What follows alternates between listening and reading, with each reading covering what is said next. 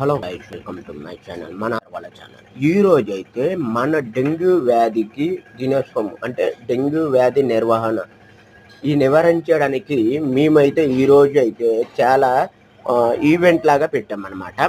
దానికి దోమల నుంచి ఎలా నీళ్ళల్లోనే నిల్వ అవుతుంది, దీన్ని ఎలా గుట్లు పెట్టబోతున్నాయి, దీని ఫలితీకరణం జరుగుతుంది, దీన్ని ఏ విధంగా పిల్లలు పుడతాయి, ఏ విధంగా మనకు వస్తాయి, ఎక్కడి నుంచి వస్తాయి, ఎలా వస్తాయి అనేది నేనైతే ఒక వీడియో అయితే తీసి పెట్టాను. అలాగే మేము కూడా ఆ ఈవెంట్ని పాటించడం జరిగింది అనమాట.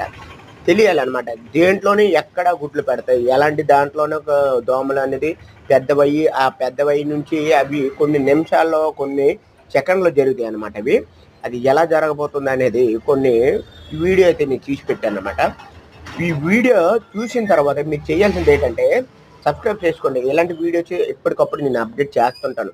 ఈరోజు నా వీడియో బ్లాగ్ వచ్చేసరికి ఈ దోమల తాలూకా మన అంతర్జాతీయ డెంగ్యూ వ్యాధికి నివారణ దినోత్సవం గురించి ఈరోజు అయితే ఈ వీడియో పెడుతున్నాను. ఈ వీడియో ప్రతి ఒక్కరికి తెలియాలంటే మీరు చేయాల్సింది ఏంటి, నా ఛానల్ సబ్స్క్రైబ్ చేసుకున్న తర్వాత ఈ వీడియోని షేర్ చేయండి.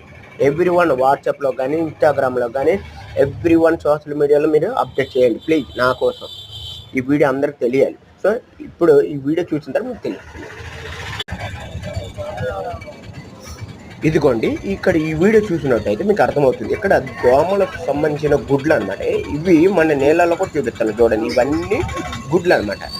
తర్వాత మీరు ఈ దోమల గుడ్ల తర్వాత ఈ విధంగా ఏర్పడుతుంది అనమాట. దోమల నుంచి వచ్చిన దోమ అంటే గుడ్ల నుంచి బయటకు వచ్చిన దోమలు ఇదిగోండి. ఇవి చూపిస్తాను కదులుతున్నాయా, అవే అండి.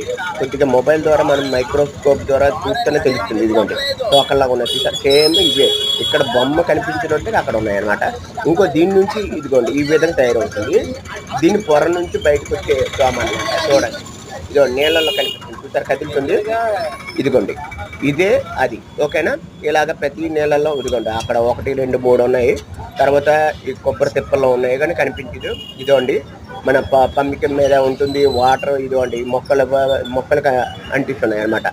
ఇదిగోండి ఈ విధంగా ఉంటుంది. దీని నుంచి ఈ పొరను ఇప్పించి దోమ బయటకు వచ్చే సమయం అనమాట ఇది. ఇవి ఎక్కడ అవుతాయి అంటే ఇలాంటి వాటర్లో ఎక్కువగా ఉంటాయి.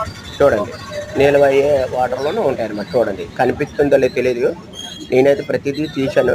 మీకు కరెక్ట్గా అబ్జర్వేషన్ చేస్తే మీకు అర్థమైపోతుంది. ఇదిగోండి కదులుతున్నాయి లైట్గా, అదిగోండి అదే ఇది గుడ్డు అంటే పొర నుంచి బయటకు వచ్చిన తర్వాత ఇంకోటి డైరెక్ట్ దోమలేనండి. ఇదిగోండి ఏ విధంగా ఏర్పడుతుంది. సో ఈ వీడియో మీకు నచ్చినట్టయితే లైక్ చేయండి, కామెంట్ చేయండి, షేర్ చేయండి.